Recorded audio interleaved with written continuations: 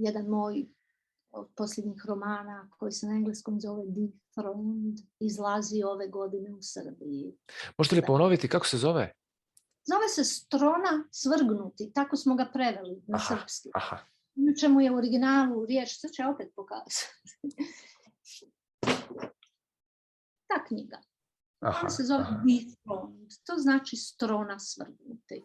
I to je ovako jedan antiratni roman. Ja se bavim različitim temama, ali kažem uvijek je psihologija važan dio moga razmišljanja i dijela mojih romana.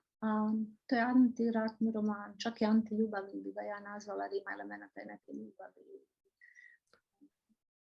Emigrantske priče. Meni su pomoglo jako puno, ja sam se specijalizirala u radu kod psihijatara. Ja radim jako puno za psihijatre. I naravno prevodim ljudima s naših područja. Ja tumačim za hrvatski, srpski, bosanski i talijanski jezik. Ali uzmem ova naša 3. Dakle, tu su priče... Često me ljudi pitaju koji su pročitali Dethroned, mi kažu, wow, otkud ti te ideje? Ja sam jako puno se naslušala kod psihijatara priča o tom ratu koji se dogodio u našoj jednoj zemlji prije.